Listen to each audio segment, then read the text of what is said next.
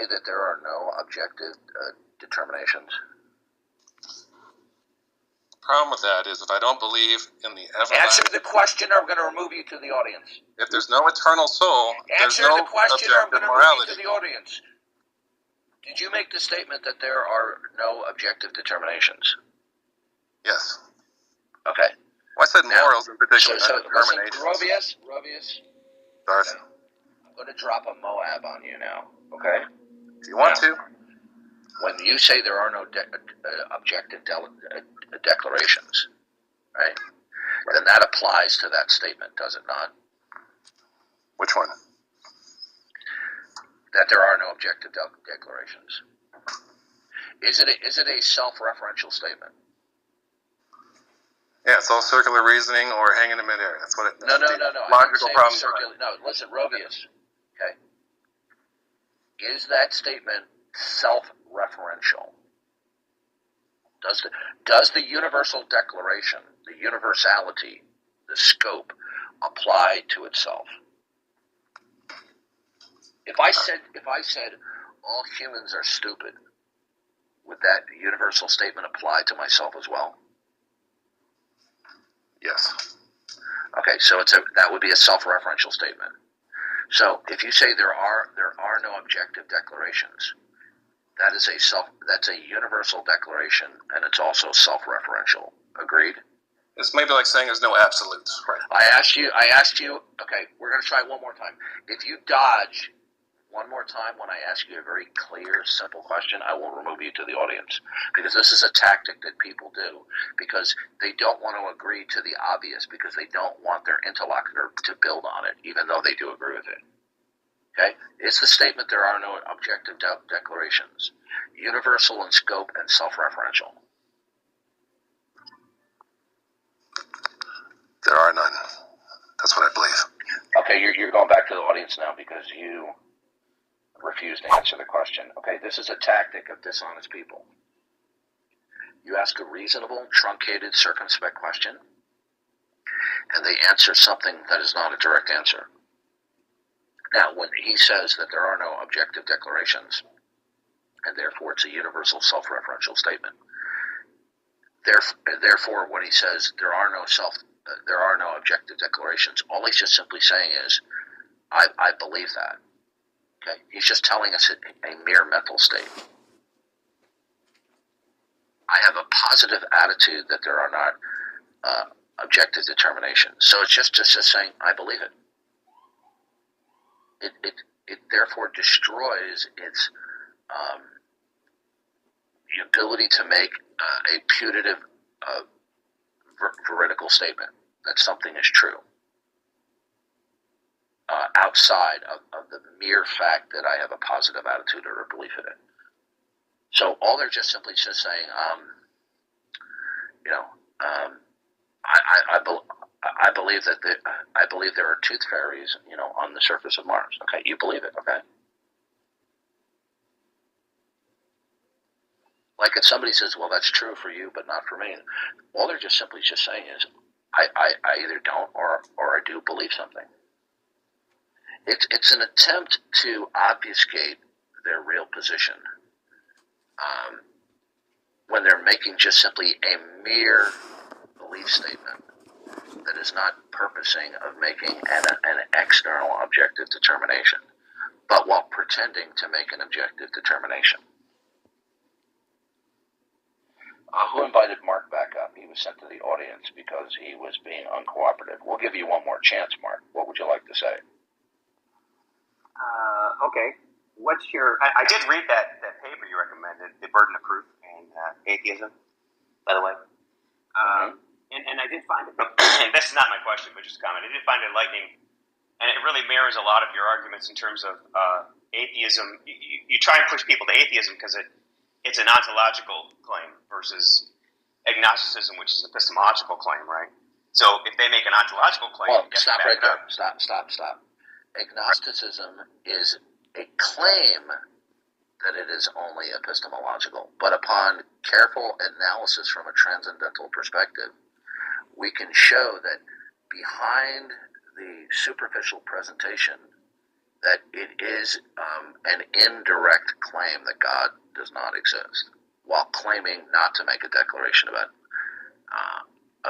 God's existence or non-existence. So where I agree with you is agnosticism is a claim that it is merely epistemological and not an ontological one. There's a difference between agnosticism claiming that it is merely epistemological versus it's an assertion that they can instantiate that it is only an epistemological one and is not either directly or indirectly denying God. Well, I would also say that within agnosticism, there are two different versions, right? There's a hard agnosticism and a soft one. The hard one it's not important. It's not important. It's not important. Oh, it is. It is. I think. No, let me tell you why. Let me tell you why it's of non-importance. I'm agreeing with you that there is a distinction between soft and hard agnosticism. I don't dispute that. Okay, but the point is, both of those positions are claiming not to make a declaration about ultimate reality. But if you say nothing can be known about God, that is a declaration about ultimate reality. Okay, that would be hard agnosticism. Yeah. If you say I don't know anything about God, okay, you're basically claiming to suspend judgment. Agreed? Right, I think so. I think I agree that. Agree. Okay, is that a yes? Let me just be clear. I agree that hard agnosticism. Okay. You know what? Stop. I'm going to move you back to the audience here. You're purposely throwing out a wall of words, trying to obfuscate whether you're agreeing with me. Is soft agnosticism simply claiming, in so many words, that it is merely and only suspending judgment about the existence or non-existence of God? It's a claim of I don't know. Is that what you're saying? Okay. Goodbye. Okay. That was a complete evasion. Goodbye. Okay. See, this is what you do when you give them a precise question. It's not convoluted. Okay. It's truncated. It's circumspect. It's clear. And because they're uncomfortable in answering it, because they don't want you to build upon it, because it may have ramifications that are against what they believe. So what they start doing is they just start answering a question that wasn't asked. I didn't ask him for the definition of atheism. Or that do agnostics just say they don't know God? I said, does agnosticism constitute the claim whereupon one suspends judgment about the existence or non-existence of God? With anybody with a few brain cells to rub together, and who is honest, that is correct. Theism is the position to make a claim that a creator exists. Now we're talking about theism with greater specificity, as opposed to the idea that there's at least one God who is not necessarily a creator. Okay, theism proper is that there is a creator. There's a supreme being. So what are atheists? The atheist position. The atheist position is either a direct or an indirect denial of the existence of God. Although some atheists will try to verbally bamboozle people with a definition that is indistinguishable from the claim of agnosticism. I think some of us are just dogmatically skeptical. Did you want to say something, Hitch? I was just wondering what is the atheist effect on society? Yeah, your microphone quality is not very good. Can you please repeat? Sure. What is atheist effect on society? I think that the atheist effect on culture and society is that there is no ultimate accountability, and that in their minds there is no ultimate reference point, and there is no identifiable ultimate starting point, resulting in the notion of complete relativism. That is a net effect of atheism. Can you give more of an effect like that actually means something to people? Atheism is the denial of the existence of a singular concrete creator who is the source and basis of all things that exist that are not itself. And how is that affecting society? In that denial, okay, they are effectively, whether they realize it or not, denying that there's an ultimate starting point. Now, some atheists may deny that and claim that there's an ultimate starting point, but upon questioning, that position will turn out to be convoluted very quickly. But how does that hurt or help society? Okay, it hurts society because now all notions of true and false, good and bad, will be entirely and completely relativistic. Can you expound on that? Yeah, I mean, the idea that everything is relativistic will just come down to, therefore, every notion that human beings believe or invoke will just simply be a complete subjective nature, and therefore, no declarations of human beings can be considered to be objectively true. And so the subjective nature hurts society somehow? I don't even understand what that statement means. So you're saying that it's either objective or subjective. Does a subjective viewpoint hurt society? Oh, absolutely, because what it does is it removes the ultimate contextualization for any fact. And therefore, if we remove the ultimate contextualization for a fact, putatively that is, it basically becomes a brute fact. And a brute fact is simply a state of affairs that is simply stated to exist, where there is nothing that is dictating what that state of affairs actually is, other than the fact that human beings might have a positive attitude toward why something is, but there's no ultimate reference point. So, for example, in a world with God, God is creator, right? Everything will be what it is by virtue of God's mind, purpose, and plan. So God, as the creator, would be the ultimate starting point, the ultimate reference point, and God, in that model of reality, will be the ultimate contextualization for any discrete state of affairs. If you reject belief in God, then you're going to be in a basic position where you have no ultimate contextualization. Now, some atheists will try to argue against that by trying to say that the ultimate contextualization, let's say, for example, is an ocean of fluctuating quantum energy, right?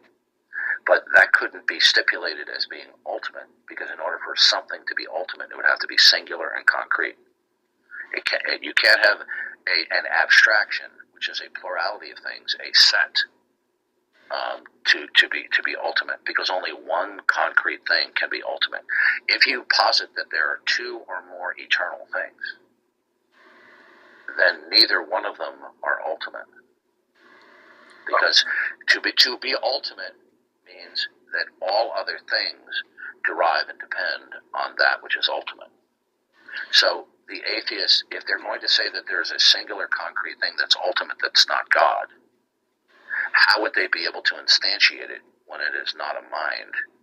Okay? How would a non-mind concrete entity engage in communication?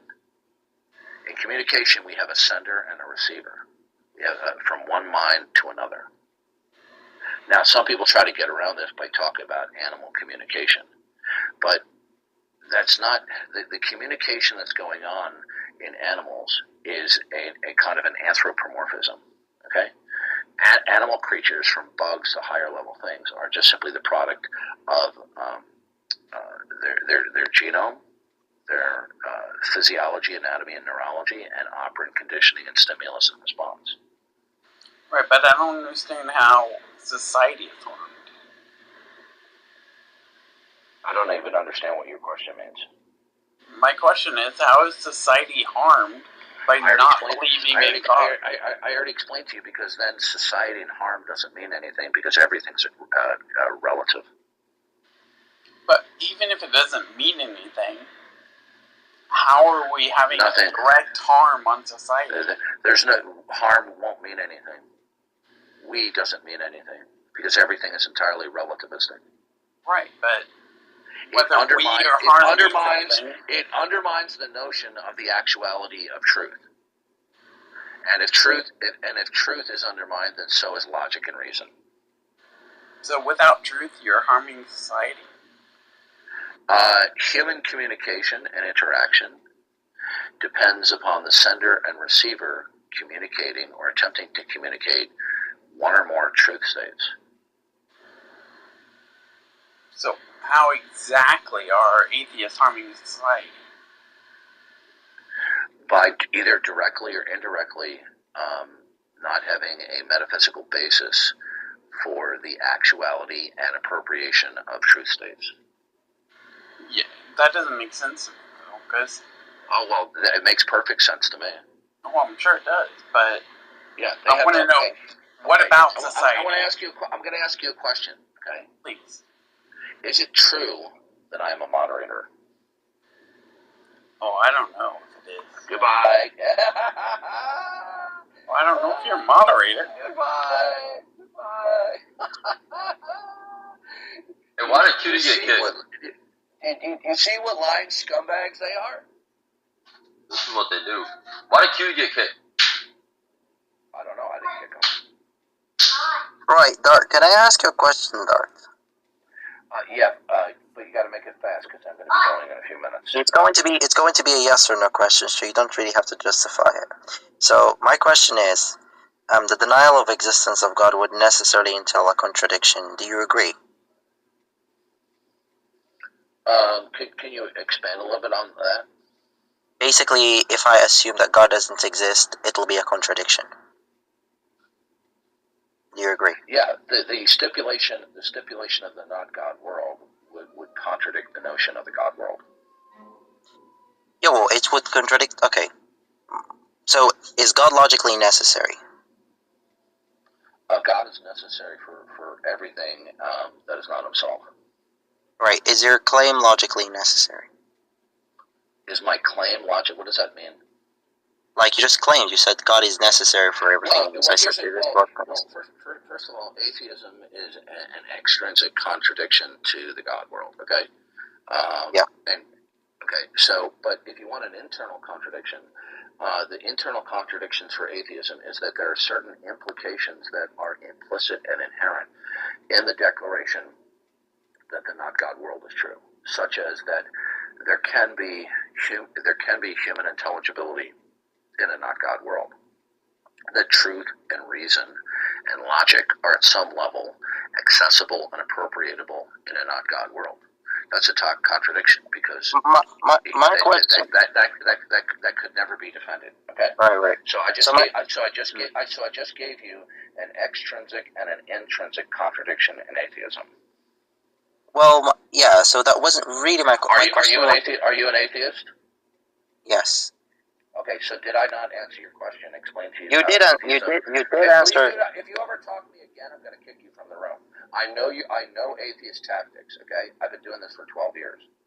Now, did I not answer your question? And I gave you both an extrinsic contradiction, that atheism is a contradiction to the God world, and that it's an intrinsic contradiction in that they claim to possess certain characteristics in a not God world, but such an implicit claim cannot be defended. Yes, you did. Could I ask you another question? Yes, you may. Are you an atheist? I just answered you. Is that a yes? Yes. Okay, go ahead. Okay. Does logic depends upon God for it to be true?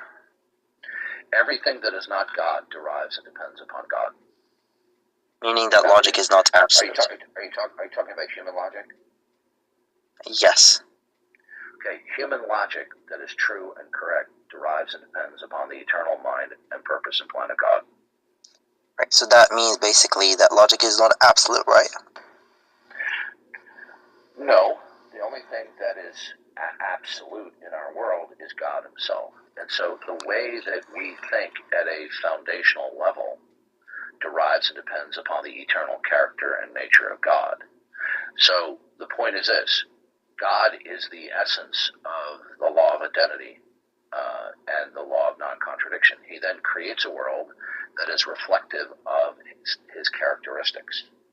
Right. Now, So that, would you agree? Would you agree that in theism, or let's say Christian theism, when God creates, that whatever he creates is in some way and in some sense a reflection of himself? I'm not sure I agree with that. Oh, okay. So when a painter paints something in terms of their skill, their purpose, their intent, okay, is it not in some way and to some degree a reflection of their person and their mind? Yes, but that's a painter. I'm not sure if that applies to God. Okay. No. Well. First of all, what we're using an analogy with a painter because a painter can be illustrative of a creator. Okay. So the world, okay, or creation, distinct from God, is like God's canvas. And so what God creates, to one degree or another, will be reflective of his nature. So, for example, in the Bible it says, man is made in the image of God, okay, whereas animals are not. So man is in a certain way made to be reflective or like God in some way, where animals are not. Right, I do understand. Where animals are like God is that God is an entity that possesses, God himself represents the principle of identity in its ultimate starting point. I do agree. Point. Okay. Okay, go ahead. I understand. Yeah. So, my question was basically, if logic, according to what you just said, logic is not absolute because it depends upon God, right? And meaning, at one point, logic was not working. So, do you agree with me? No, you have a complete failure to understand the Christian theistic landscape. Okay. I just asked that question. The fundamental, the logic, the way that you formulate the question poses a very problem. Okay, it's a fatal assumption. Okay, the logic that we human beings exercise at a rudimentary level is reflective of and derivative of God's mind. Okay, so it's absolute. The mind of God is. Yeah, but logic as well, because it's reflective to God's mind. If logic is true and correct, right, and then it will reflect the mind, the purpose, and the plan of God. I define truth. I define truth as whatever conforms to the mind of God. How do you define truth? Anything that goes with reality. Okay, now, but you see, is reality the set of all real things or a subset? Yeah, reality is a set of all things, I would say. Okay, so how would you be able to, if you made a determination about one discrete state of affairs, would it be accessible to you to know that it coheres and conforms to every other discrete state in existence, that there wouldn't be any other discrete state that would contradict or mitigate against it? Or do you have access to that? No. Okay, so you have a failed understanding. Okay, and by the way, the word reality, does the word reality refer to a concrete one thing, or is it an abstract one? Well, yeah, it refers to a concrete things that exist. No, you didn't. Okay, you didn't listen carefully to my question. Okay, the Yes. word reality itself, to what it refers to, does it refer to that there is one thing that is concrete, or is it referring to a plurality of discrete concrete states, which would be abstraction? Okay, well, then here's the problem. Then what you're saying is that truth conforms to an abstraction. Where is the problem here? Because abstractions don't stand in any causal relations or connections. Why is that? Because they don't. Would you like to argue that they can? No, I'm just saying if you can justify it a little more. I justify it because I ultimately justify by appealing to the mind of God and how he reveals it. So in the Christian theistic position, we are taking the position to be represented as the supremacy of the divine mind and reason and how he reveals himself. How do we know? I'm not done yet. I'm trying to give you what the landscape here. In Christian theism, Okay? We have the position of what is called the supremacy of the divine mind and reason and how he reveals himself. If that is not accepted, then the only other position will be the advocacy of what is called the supremacy of human reason. And how do we know? And how do we know that's true? Okay, no, well, because is the person who rejects the supremacy of the divine mind, are they doing so by simply pure human reason without appealing to anything transcendent to human reason? I think they just appeal to human reason to reject. No. You see, you didn't answer my question, which is Say it again. You didn't answer my question, which is a clever tactic that people who attempt to prevaricate and obfuscate do all the time. I'm very much accustomed and focused and alert to when people do this tactic. Okay, now is everything that is to be considered within the domain of truth, reason, and logic? Does it only qualify as logic, truth, and reason if it is circumcised by purely only human reason? Or can reason extend and apply to what would exist transcendently from mere human reason? Well, I don't know the answer to your question, to be honest. So you reject the supremacy of the divine mind, correct? Yes. That's the same thing as saying I don't believe that God exists. So in the case that God exists, we could characterize that model of reality as the supremacy of the divine mind and reason. Would you agree with that type of? Yes. Okay. So something is true will be laid out to be true by virtue of human reason and nothing that is transcendent to human reason. Is that your position?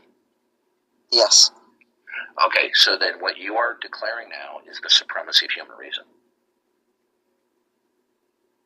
Which means?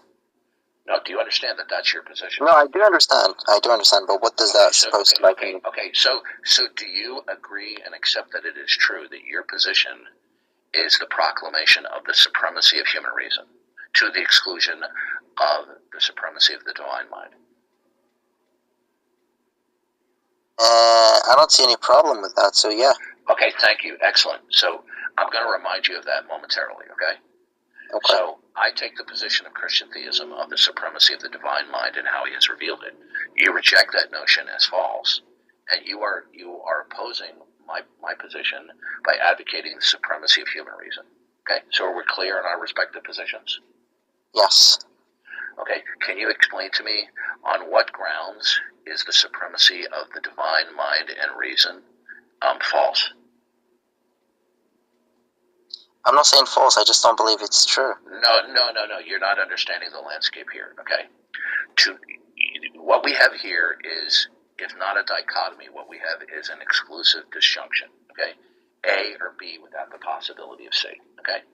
So either we have a scenario of the supremacy of the divine mind, or we will be left with the supremacy of the human mind and reason, okay? Now, when you exercise the supremacy of human reason and you reject the supremacy of the divine mind, so what you're saying is that God cannot exist in part because the supremacy of human reason is true.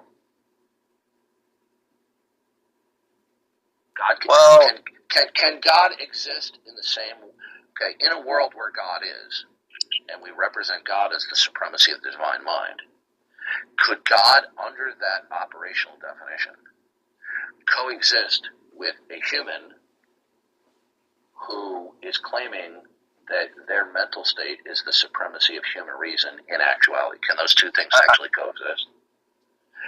Can the supremacy of human reason, being true, can it actually coexist in a world where we have the supremacy of the divine mind? It could coexist, yes. No, they can't. You don't understand. They're mutually exclusive. Why? Because Why? they're mutually exclusive. Why? They're mutually exclusive. Yes, but why? How do you know? Okay, because it's definitionally true. You can't have the supremacy of the divine mind coexisting with the supremacy of the human mind. Because if the supremacy of the divine mind exists, then human minds cannot have supremacy. There might be human minds, but they wouldn't exist in a state of supremacy. So, definitionally, okay, they're both contradictory to each other. They cannot both logically coexist. So you're taking the position. Go ahead. Okay, so are we clear that the adoption, explicitly or implicitly, of the supremacy of human reason is a de facto or a functional denial of the supremacy of the divine mind? Yes, I'm not sure how you define divine mind. Okay, but the divine mind is that which is singular, concrete, a mind that is the ultimate starting point and reference point for everything else that is not itself. And we can also discuss further additional attribute qualities. So the point is this, okay? So, do you reject, in part, the actuality of the divine, the supremacy of the divine mind, because the supremacy of the human mind is true? No. Of course you do. I said in part. You would have to. If the supremacy of the human mind is true, then that that will act as an indirect denial. Okay. But I don't see an excluded middle. Please respond to what I'm saying. Okay. Yes, you don't accept the law of excluded middle. No. I'm saying I don't see it here. I'm seeing a false dichotomy. No, it's not a false dichotomy. Okay, so what would be the third alternative? I don't know. Okay, so then you don't have any grounds to object to it then. No, but like excluded middle is something or it's negation. Here I don't see any negation. Okay, well the supremacy of the human mind, okay, is a negator. Okay, it's an indirect negator of the supremacy of the human mind, the divine mind. Indirect negator. Yeah. So for example, something may not be a formal declaration of the negative, but that definitionally it entails the negator. Okay. So if somebody invokes the actuality of the supremacy of the human mind, okay, that may not be a formal denial of the existence of the supremacy of the divine mind, but it will be an indirect denial of the supremacy of the divine mind. Are we clear on that? Do you accept that as true? Yeah, we're clear. Can I just ask you another question? Okay, so no, but we haven't resolved the question that I've asked you. Okay. Okay. So do you reject the supremacy of the divine mind in part, not solely, but in part, because of the truth of the supremacy of the human mind? I would say yes. Okay, and how is it that the supremacy of the human mind is true? Because we assume it's true. No. So is that an arbitrary declaration? No, because we don't have any other thing. We're forced to assume. Sir, that's a dodge. Okay, when you say you assume the supremacy of the human mind, is that an arbitrary declaration? What do you mean by that? I just said we presuppose it. All right, listen, I got to go. I have something to do, but listen to me. You and I did not agree, but I want to thank you very much for your cordiality and your complete intelligent approach. And I mean this from my heart. I would love to talk with you some more because I think you're very intelligent. Okay. Thank you so much. Yeah, no, I really mean that, and I don't think you've engaged in any trolling. I got a lot of atheists to troll, and so I have a lot of respect for you. We didn't agree. We don't agree with each other up to a certain point, but I think you've conducted yourself impeccably. Okay. Thank you so much. Okay, and that's a rare compliment that I give atheists. Okay. All right, I gotta go.